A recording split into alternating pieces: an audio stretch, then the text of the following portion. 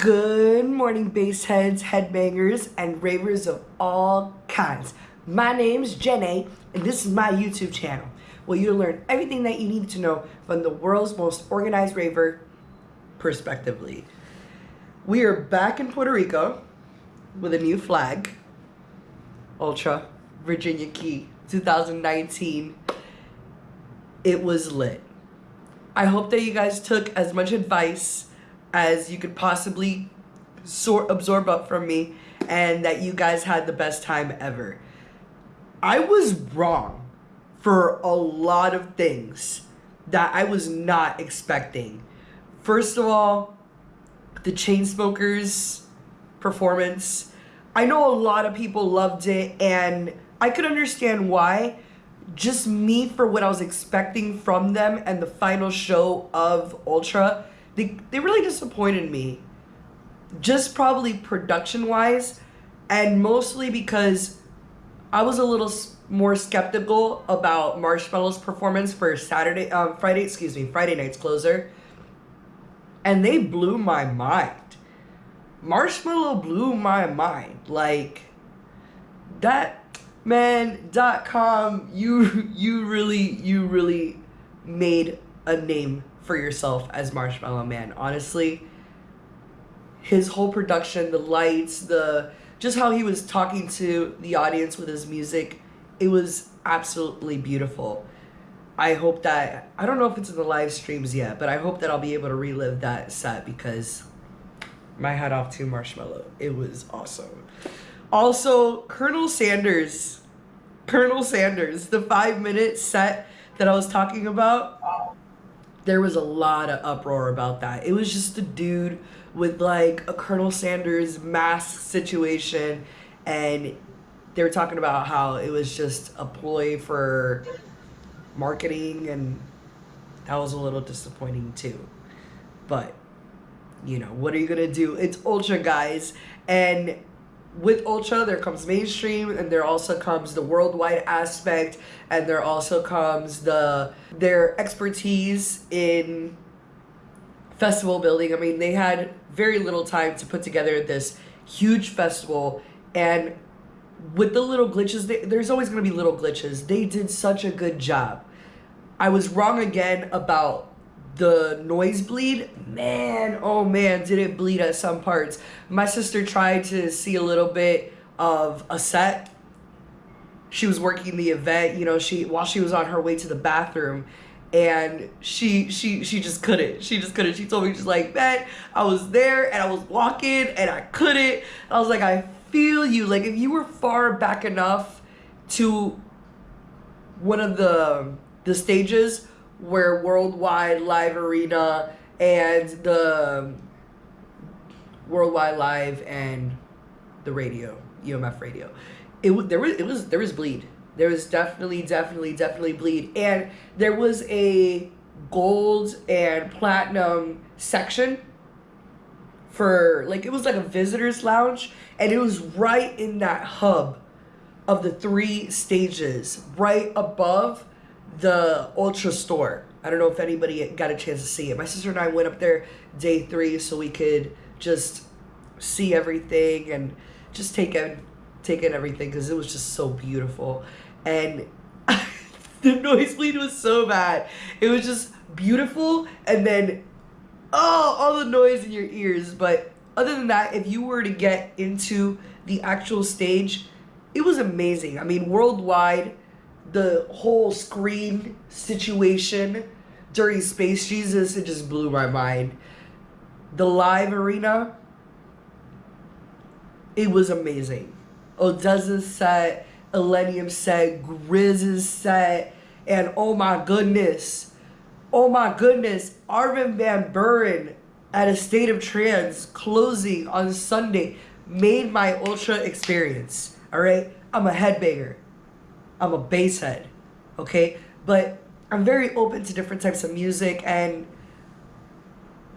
I have just been captured between Resistance Island and A State of Trance at the live arena on Sunday. My life has changed. I mean, Not that I like bass music any less, but I appreciate the other ones so much more. And I hope that's a message to everybody out there. I believe that if you open yourself up and try to understand people and music, you'll get it. And you'll reach a deeper connection with people because of it. And that, you can't put a price on that.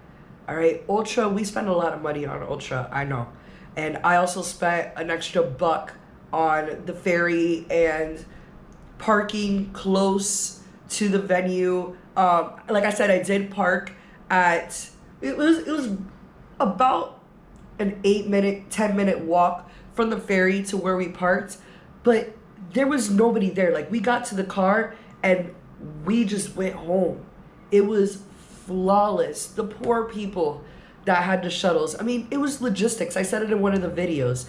200 buses, 55 passenger buses, 60,000 people, and that's not including the people that snuck in. That's a lot of people to put on buses.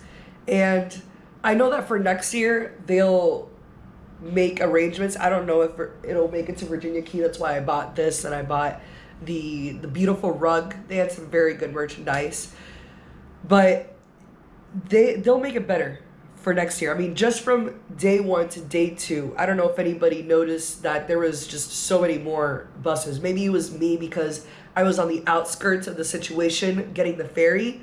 But from day 1 to day 2, and then from day 2 to day 3, there is so much more transportation going in to Ultra to bring people out. So I am so impressed.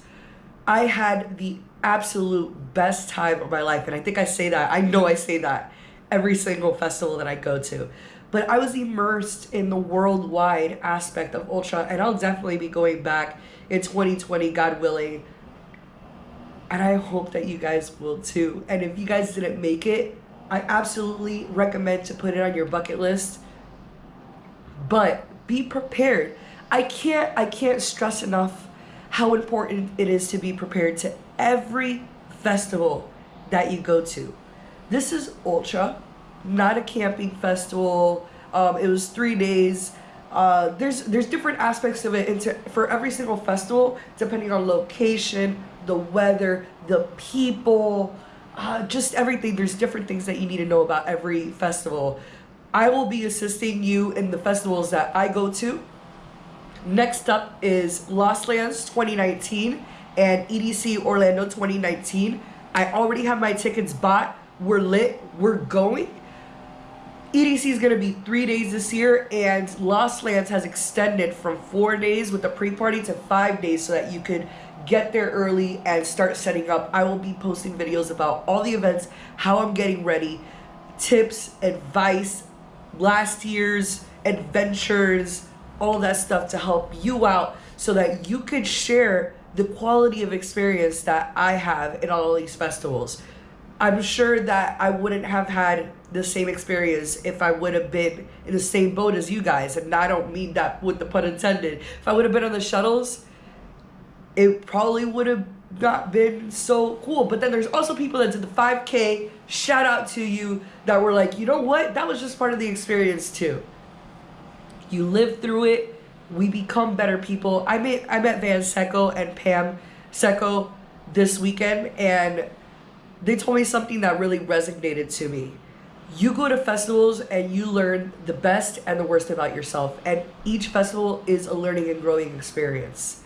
And I hope that everybody takes a little bit of that with you and carries that on into your real life. Try to translate the way that we treat people into the real world. Say, hey, how are you? Try to help people. I mean, let's try to translate this rape culture into real life. And peace be among us. Like I always do my salutation. So if you have any questions about Ultra, I'll be happy to answer them for you. Please like, subscribe, share, turn the little notification on. Ding-a-ling-a-ling-a-ling. And I'll see you for my next video. Thank you for tuning in. And next up is, if I have enough content, I'll post an Ultra video. But if not, next up is preparations for Lost Land and EDC Orlando. Let's go.